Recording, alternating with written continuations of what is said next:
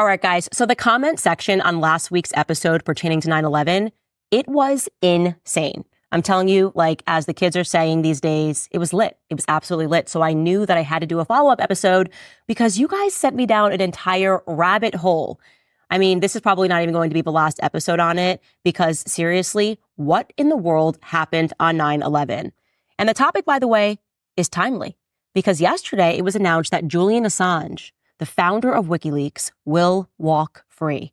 Now, if you do not know who Julian Assange is, the torment that this man has been through for the crime of telling the truth, then you have got to pay attention.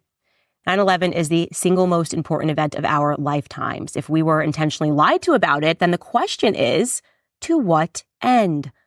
Let's talk about it. We're going to be in a lot of trouble after today. Welcome back to Candace.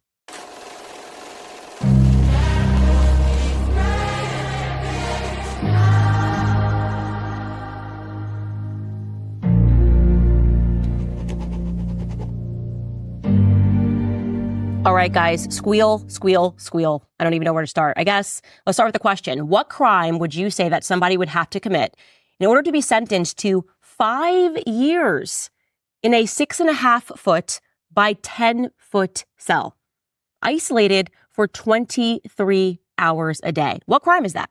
What crime is that receives that sentence? Well, in places like New York and California, you can basically, and not basically, literally, shoot someone in broad daylight and expect to make bail and walk free the next day.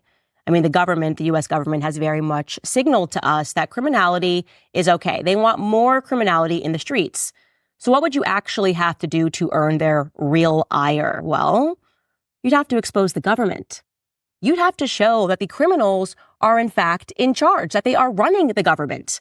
And that's exactly what Julian Assange did with WikiLeaks. You remember hearing about WikiLeaks in the back of your head. You're like, yes, it's something to do when Hillary Clinton was running and the whole mainstream media told you that it was bad and Julian Assange was bad and not to listen to anything that was coming out of WikiLeaks, probably called everybody a conspiracy theory. Yeah, well, we don't have enough time to unpack everything that WikiLeaks did uncover. Definitely not in this one monologue. But if I had to put it into just one sentence, what did Julian Assange accomplish as the founder and the editor of WikiLeaks? I would say Julian Assange exposed the military-industrial complex. Let's take a listen to what he had to say back in 2012 about our elites. Because the goal is not to completely subjugate Afghanistan. The goal is to use Afghanistan to wash money out of the tax bases of the United States, out of the tax bases of European countries, through Afghanistan and back into the hands of a transnational security elite. That is the goal, i.e. the goal is to have an endless war, not a successful war. There he is, telling us right to our faces, listen, they want to have never-ending wars, and what they're doing is they are laundering money. So now you probably are understanding where I am getting this idea from, because it's so evident everywhere you look. Ukraine, Israel, Afghanistan, they're constantly telling us that there is some new cause. You guys get to work hard. Your tax dollars, we're going to send them overseas, and then the Pentagon's going to go, whoopsies. We don't know where all the money went, but yeah, there's just another war that we have to fight. It's very obvious that money laundering is what is happening. Now, you're looking at that image of him. I think I said 2012. Actually, that was from 2011. Here are some current photos of him. Here is what they have done to him for revealing that to the public with concrete proof. Because essentially what WikiLeaks did is it published a trove of documents from presidents, communications, files, emails that were going back and forth. And they also published videos, things that were encrypted. They unencrypted them and gave them to the public. And I'll give you an example of some of the things that they showed us. They showed us a helicopter attack that was from 2010. It was a U.S. military helicopter showing the killing of civilians in Baghdad, Iraq. And a voice on the transmission urged the pilots to light them all up. They were just having fun. And then the individuals, these poor civilians on the street who were being fired at from the helicopter, were asking for help. And a van arrives on the scene to pick up the wounded. And then the van was also fired upon. Yeah. So moral. American military doing these sorts of things. It also published hundreds of thousands of documents leaked by former U.S. Army intelligence analyst Bradley Manning. You probably heard now that Bradley is Chelsea Manning. Well, those documents related to the war in Afghanistan and revealed how the U.S. military had killed hundreds of civilians in unreported incidents.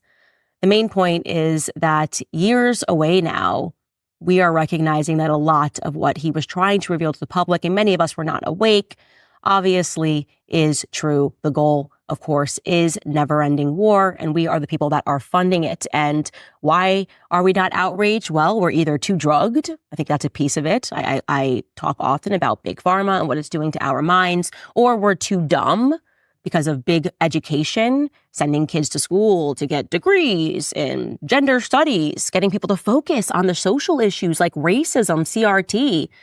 These people can't compute. They can't, perform basic or exhibit basic mathematical capacity. These people can't even pass basic literacy exam.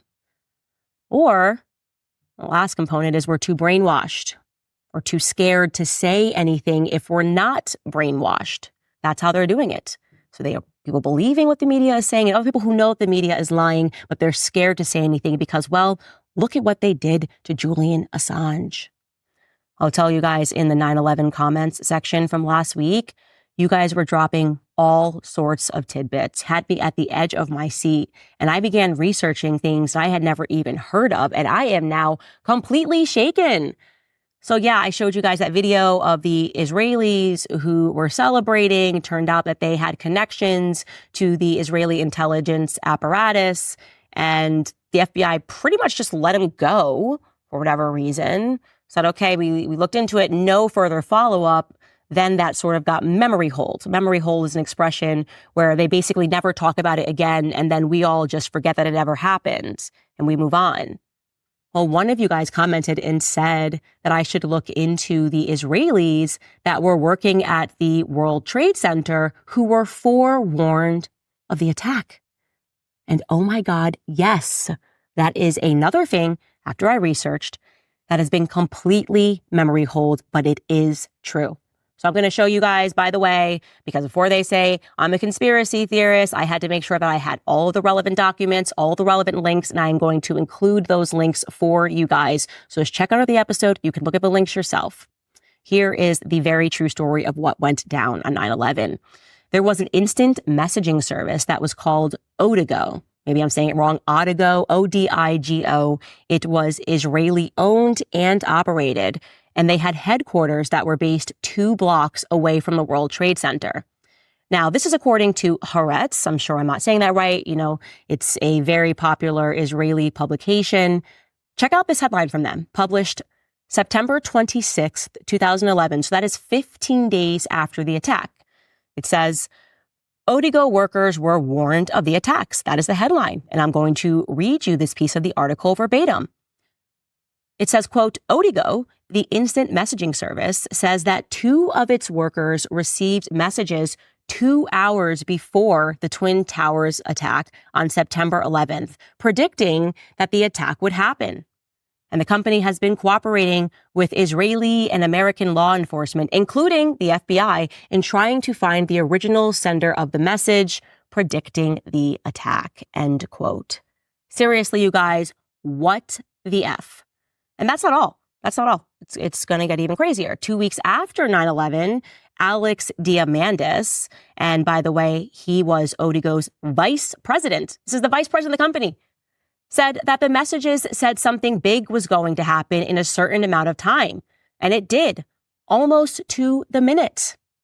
So for whatever reason, the forewarned Odigo employees did not feel the need to pass that terror warning on to the authorities in New York, an act that would have saved thousands of lives. Here's a CNN report from September 28, 2001, further cementing that fact. It reads, quote, the FBI is looking into whether a warning sent to employees at an instant messaging company less than 2 hours before jetliners slammed into the World Trade Center was connected to the attacks, a company executive confirmed Friday. Alex Diamandis, vice president for sales and marketing with Odigo Incorporated, said there was nothing specifically about the attacks in the message, but he said it was suspicious in nature, especially because of its timing. Quote, I would describe it as a threat, a warning. Diamandis declined to comment further on the content of the message, citing the ongoing investigation. 2 employees at the Odigo office in Israel received the message at about 7 a.m. Eastern on September 11, 2021, he said. After the attacks, the staff decided to scour the server logs in order to determine the source of the message, Diamandis said. Information was then passed on to Israeli authorities, who in turn passed it to the FBI. The FBI did not confirm whether they had received any information from Odigo. So to give you guys a reference, okay, he is saying they received a message at 7 o'clock a.m. Eastern. The first tower was struck at 8:46 a.m. Eastern. So they had an hour and 46 minutes to remove themselves from the premises because they knew that something bad was going to happen. And this information was given to the FBI, and we haven't heard of it since. Not even in the media. The media just dropped it. Totally not relevant at all that somebody on Israeli messaging service was saying, hey, there's about to be a big attack. Now, what do they always say about Israel? It's our greatest ally. It's our greatest ally had information that attack was about to take place on American soil. And rather than alerting American authorities, they decided to alert other Israeli citizens. Oh, there's more. On September 12, 2001, the Jerusalem Post, also based in Jerusalem, reported in a since-archived online publication that, quote, the foreign ministry in Jerusalem has so far received the names of 4,000 Israelis believed to have been in the areas of the World Trade Center and the Pentagon at the time of the attack, end quote. Okay, fine.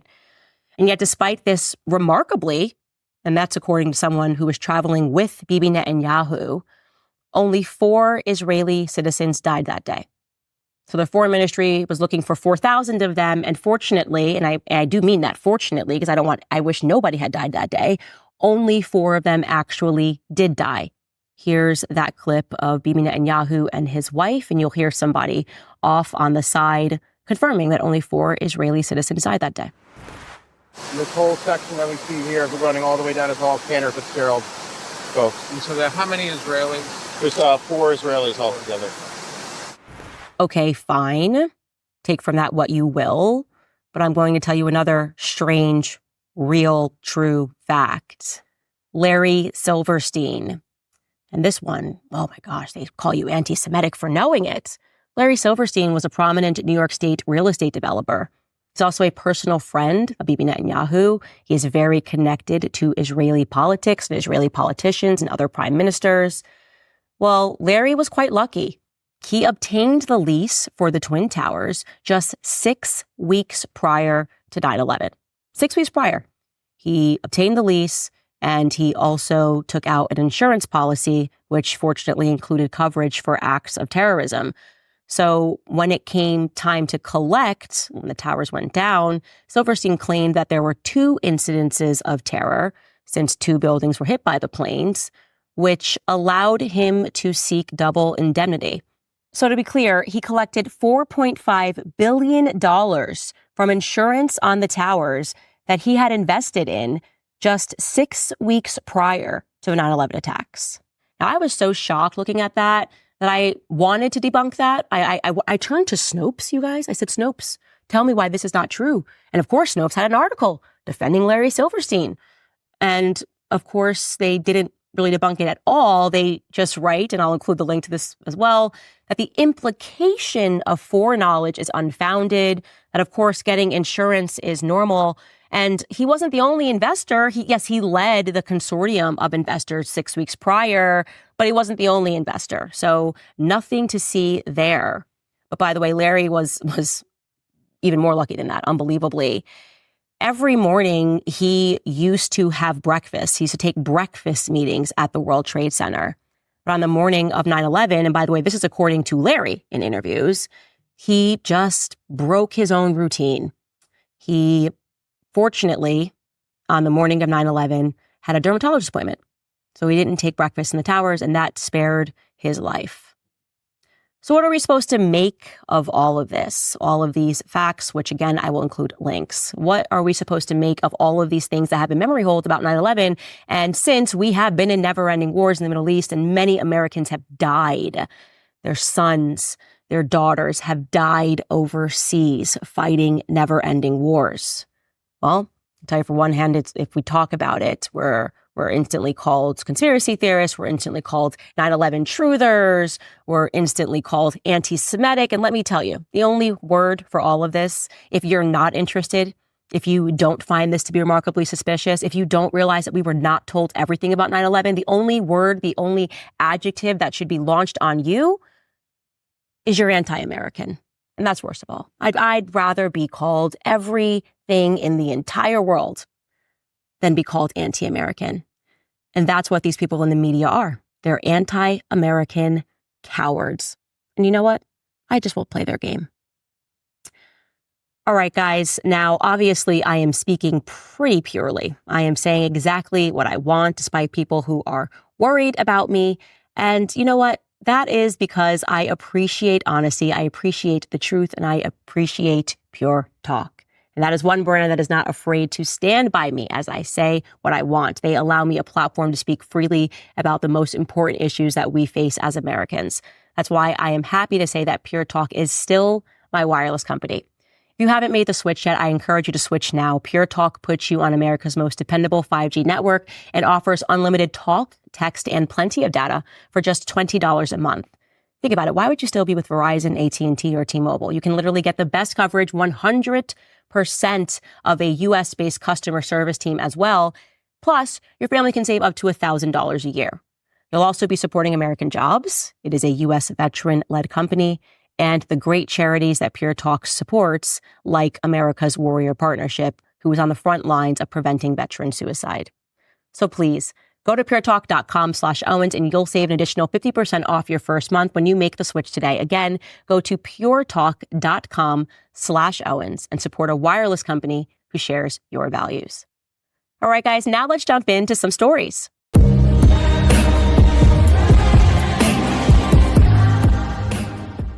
All right, guys, before we get into this first story, I want to remind you to subscribe to the YouTube channel because we are on the race to 2 million subscribers. And then, of course, we will discontinue the Standis Cup. Head to clubcandace.com because these are not going to be on sale for much longer. I think we have just probably one more week before we cross 2 million subscribers, gratefully. All right. First story. So this girl has been going viral. Her name is Lily Gaddis, and people have been asking me what I think about it. And I actually did not have time to look into what she had said. I knew that she was being referred to colloquially as the N-word girl. What a name. The N-word girl, Lily Gaddis. And so let's watch what Lily Gaddis had to say and assess why she is going viral. Take a listen. I'm sick and tired of all girls getting blamed, or like guys, certain guys, thinking that all girls are gold diggers. I don't know if it's because you get your information from those street interviews in like Miami at 3 a.m. outside of a nightclub. You're getting the opinion of some dumb whores and immigrants fresh off the boat looking for a green card. Yes, they are probably gold diggers, but that's the exception. I'm the rule. Everybody I know who's married right now, they're married to broke-ass niggas, and they don't care. We don't give a about your money. I couldn't care less about your money, okay? My type is broke mechanics and surfer hippie dudes who just want to live in a shack and surf and have babies. All I ask of a man is that you're competent, you're not a pussy. If somebody broke into our house at 3 a.m., you would know how to grab a gun and shoot a mother. Okay, so obviously you can see the internet was very upset because she used the N-word, and the N-word is a very specific word that only Black people are allowed to say and put in all of their music as they encourage white people and Spanish people and everybody to listen to it, but we're the only ones that are allowed to say it, so people were outraged, and then they were looking for her to apologize, and here is what she said instead. Take a listen. So a recent video of mine seems to have upset members of a certain community, and all the backlash just really made me, just really do a deep dive, like do a soul search. And after all that, I still couldn't find a care.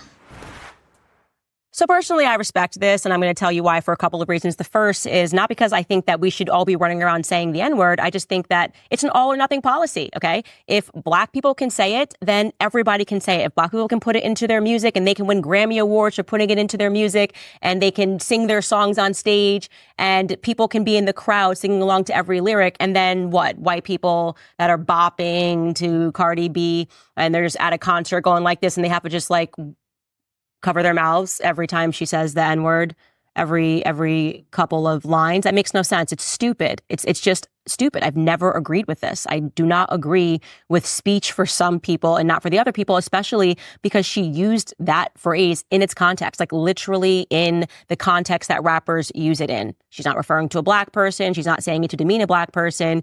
Actually, to the opposite, she's talking about men that don't have money. Now, in regards to what she actually was saying in this clip, you may not like her delivery, but what she's basically saying is that Instagram and Twitter are not real life, and that the majority of people are regular, normal human beings that are married to other regular, normal human beings, and that these girls that you see thirst trapping on Instagram and looking for money and putting themselves on OnlyFans are not average. Get outside of your own phone, I think is what she is trying to imply. And so she has since been going viral, making a ton of videos. She recently also did a video talking about how a lot of these people who are deciding on what we can and cannot say politically, what we can and cannot do politically, are nerds who have been given a platform. And obviously people were offended by this. She was talking about them like these are the theater kids and we shouldn't be listening to them. I actually have a take. I have literally said that to someone behind closed doors a couple of years ago, because that's been my experience in politics where I've seen certain people do and say certain things. And I thought to myself, they give me a vibe like they maybe were bullied when they were in high school. And now that they have a little bit of power, they don't know how to use it.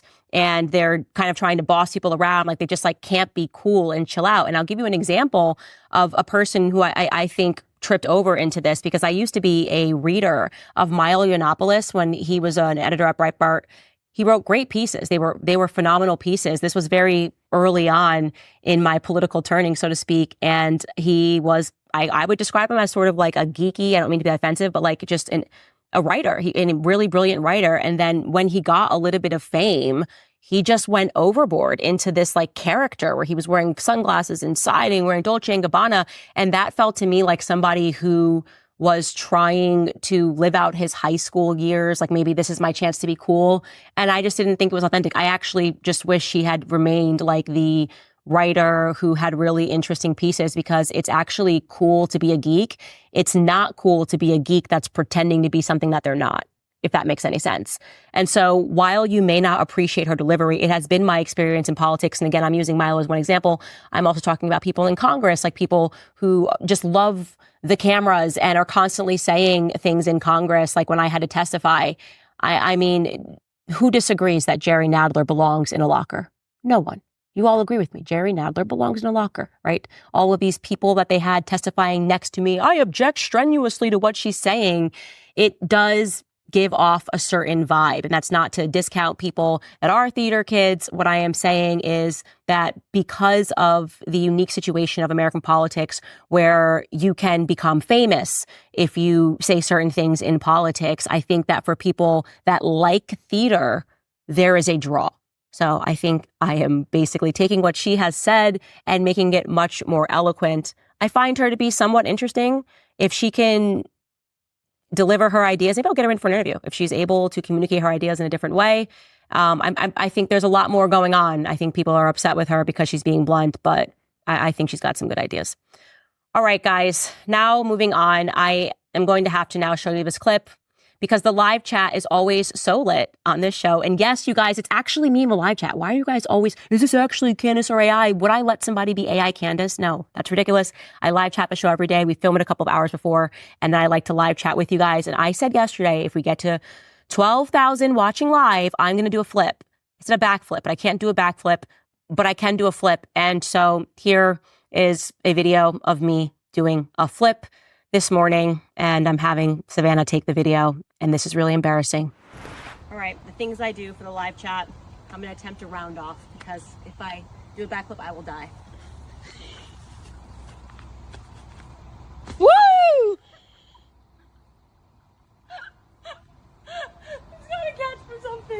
I swear, you guys make me do so much. My husband said, never challenge the internet. The internet will always win. And I made a mistake. But there you go. At least I did a flip and I did not break my neck. All right, you guys. Now I want to talk to you about American Financing. You know that they are great sponsors of this show. We also all know that in today's economic climate, you have so many people that are facing challenges. Maybe they don't have to do a backflip, but it's just the challenge of the expenses. We see them going up. We're talking about never-ending wars. Americans that are now turning to credit cards and they have high interest rates. And that pretty much just traps you in the cycle of debt. You have balances that are persisting every month after month after month, and you're probably just paying the minimum each month, just trying to keep your head above the water. And becoming debt-free that way will and can take years. Here's what you should do. You should reach out to American Financing. They're a trusted partner in helping people achieve financial freedom. It's all about just making that first call. You know, when you're in debt, I remember Sally Mae was chasing me for student loans and you just want to hide in a hole and change your name. That's not the way. You just got to approach it. Just face it head on. So if you're a homeowner and you're dealing with this, give them a call. You know, they can tap into your home's equity and help you eliminate high interest credit card debt. On average, their customers save $854 per month, and that is essentially like getting a $10,000 annual raise. The process is straightforward. It's quick. You can close your loan in as little as 10 days. And by acting today, you might not even have to pay your next month mortgage payment. It costs nothing to see how much you can save. The opportunity to regain control of your finances is too significant to ignore. So please, call American Financing today at 800-795-1210. That's 800-795-1210. Or you can visit americanfinancing.net/Owens. Don't forget the /Owens. All right, guys, let's get into some of your comments. You guys were so mad at me yesterday for defending Justin Timberlake. I'm sorry. I do think that it is like people are angry about the Britney Spears thing and they're angry for her because of what was done to her. And I feel that anger too. But I think regarding extending that hatred to Justin Timberlake, it feels a little not balanced, I guess is the best way to put it. And for those of you that were like, oh, you defended his DUI, I did not defend his DUI, nor would I ever defend his DUI. I was speaking specifically about the hatred that he's kind of been painted as this like woman hater all of a sudden. And so, yeah, some of you guys are really mad at me. I'm going to read a couple of your comments. This person wrote, we decided to hate Justin Timberlake when Britney came out and said he pressured her into her abortion and she literally lost her ish after that. She wanted the baby and thought they would marry. She wanted to wait for marriage. He pressured her. That's when we decided that he is a piece of blank. Then drinking and driving as a celebrity with chauffeurs. Nope, unacceptable. 80+% of women would keep their child if they had a supportive partner. That said, we can do this. I'm here for you and this baby now and forever. If the man steps up, the woman admits she wouldn't abort. Listen, I am not disagreeing. I am pro-life. I 100% believe that when you have a partner that supports you, most women would in fact say yes to life. But you cannot separate the woman from that process. You can't then say she's alleviated of guilt because she had a partner who didn't want to have a kid. And like I said yesterday, I've got people in my family who were peer pressured, people with absolutely no money, people that are on welfare who were peer pressured into getting an abortion and they didn't do it. Okay, so you're going to have to miss me with the idea that a woman that was in her prime with every person in the entire world loving her couldn't make that decision. In fact, what I really loved were people that were in the comments who were saying, yes, I was in this predicament and I chose life. Right? We can't just excuse Britney Spears and because of what happened to her later down in the life. What I'm saying is it takes two to tango. So just like when she gets support, she might say yes. You know, she also, without the support, could have turned to a parent, a grandparent, a friend, a cousin, a brother, a sister, and received that support. And like I said, they were both so young that even though it's a horrific situation and what she went through obviously would have impacted her, which is another reason why I'm pro-life. I know how much it impacts women that do go through the abortion who are not Chrissy Teigen and deranged. Because of all of those things, I think that people are just being very, very harsh on him only because of what happened to Britney Spears. But there's no excuse for his DUI. I never made any excuses for his DUI. Next person writes, Justin Timberlake isn't hated, but he also isn't above the law. Just don't drink and drive. Correct. He could have killed somebody. Totally agree with you. Romeo writes, I don't hate Justin Timberlake. However, he made a mistake and he should face the consequences just like any other human. This will ruin the tour. Cool story, bro. You ruined the tour when you made the decision to drink and drive. Yes, ma'am. I agree with you. Like I said, and the annoying thing is we know he's going to get a slap on the wrist because he has money and he has resources. But I think Justin Timberlake needs to check himself into rehab and get his life together. That's what I honestly believe, because there's obviously something going on in his marriage. And I think Brett Cooper had it right. Like they're just saying some weird stuff about their marriage. Now, cutting over to Chrissy Teigen on abortion, like the idea that we should put these two in the same category, no. Chrissy Teigen is a full-blown adult that has used IVF, who has used surrogates, who has children, who is not talking about something that she did 23 years ago. She is actively promoting abortion clinics as places of hope and places that make her excited and places that make her feel emotionally happy. This woman is disturbed. Amanda agrees. She writes, I was pro-choice after being forced into having an abortion by my ex-boyfriend at 18. No one talks about how traumatic it is. It's so emotionally and spiritually damaging, and I was lost until I recognized that. Abortion is trauma to women, and the feminists who say it's healthcare never want to consider the mental toll it takes to kill your own baby. Clarification for those who say I couldn't be forced. I accept I chose abortion over violence. I was told if I didn't make the appointment, I would be thrown down the stairs, as this man did not want me to ruin his life. I was a naive woman with a toxic and godless man, sadly. Speaking more to the point of situations that young women are in. And when you compound that with the psychological brainwashing that's happening in the school system every day, like a kid's going to ruin your life, which, by the way, men are sitting in on those classes too. They're learning the same things. This kid is going to ruin your whole life and all of your potential. It does create situations of violence. And I have seen those situations of violence within my own family. So, Amanda, I'm so happy that you recognize and are willing to share about how emotionally and spiritually damaging it is. And you recognize how much women like Chrissy Teigen lie by trying to glamorize it. It is just absolutely sickening. Lush Rimbaugh, haha, I see what you did there, writes, I got a girl pregnant when I was 22, and we assumed abortion was the norm at that age. The media sure leads you to believe it is. My mother asked why we would want to get one, and we replied, well, we have our whole lives ahead of us, and we don't know how to be parents or to provide yet. My mom said, having children is the most natural thing in the world, and if you believe in God, you believe that God will provide. And it clicked for us. What kind of Christian would I be denying the gift of life because of earthly fears? Don't believe the Chrissy Teigens of the world. Bam! That's what I'm talking about. A success story. They were fearful and they had somebody like a mother who said, listen, you're going to be great. You're going to be natural. They had that guiding light. That's a wonderful story. And I'm so glad to hear that you chose life. And we just have to think about how we communicate this message to the people that are young, 18, 19, 20, coming out of school, hearing that brainwashing to make them believe that they can't choose life, right? That is what we actually have to combat, because it's sad and it is unfortunate. But I think more and more people are awake than ever before. I mean, that really is the conclusion of this episode. We're talking about topics you couldn't talk about. We are talking about God again, which is amazing. You feel the spiritual awakening happening all across the world, where also part of the brainwashing was trying to convince me when I was young that God's not cool. People that read the Bible are not cool. Christians are bad and backwards and antiquated. And I'm like, what are we even talking about? The coolest thing in the entire world is having a faith and dedicating yourself to God. And I hope that you take away these tidbits. And even if you're, shy about it and you're like, ooh, I don't know, I am telling you, the beginning does not begin with man. It begins with God. You got this, guys. Lastly, we are going to wrap this with a Connect comment. That's the app I'm on. Find me, send me a message. I'll send you a voice mail answer or a voice message answer, audio answer, if that's the right way to say it. Gosh, I sound like such a grandma. This person wrote to me, which was a little tidbit. Candace, Neil Oliver dropped an absolute bomb on Tucker that is largely going unnoticed. He brought up how he believes that aspirin contributed largely to the 1918 Spanish flu pandemic. I was curious, so I did my own research, and I believe he is onto something. Bayer's patent expired in 1917, and in order to shield itself from generic competitors, it undertook a massive propaganda ad campaign to take only their pill. At the time it was being prescribed to treat the flu, sound familiar? And the AMA suggested taking up to 25 325 milligram tablets per day. It's my belief that many folks who would have otherwise recovered from the flu kept themselves sick by taking lethal doses of aspirin when it was, in fact, the aspirin keeping them sick. I believe a mass formation psychosis was formed in 1918 among the population. Not so much looking for a response, but I think conservative commentators have dropped the ball on this, and I'd love for you to cover this.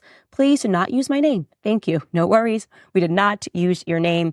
Here's what I will say. You guys know I produce A Shot in the Dark. I am, as they call me, anti-vax. I am proudly anti-vax. I do not vaccinate my children. I understand the evils that we are fighting, and the big pharma cartel is a huge piece of that. I have known about how they have lied in the past about so many vaccines. And yes, it is all about propaganda. It's all about fear. It's all about psychosis. And going back to Lily and saying the cool kids versus the nerdy kids. Well, one thing that the nerds like to do, and when they get into power, is to bully us. Like literally the bullied become bullies and they start calling us names, conspiracy theorists, anti-vax, you're off your rocker if you believe this. Well, guess what? You got to stand up to the bullied bullies, okay? You got to say, I don't really care what name you call me. Yes, I wear the hat. I am proudly anti-vax. Oh, are you a 9/11 truther? Yes, I would like to know the truth about 9/11. There's some pretty severe implications. So have the courage to stand up to bullies and pursue truth. We'll see you guys tomorrow.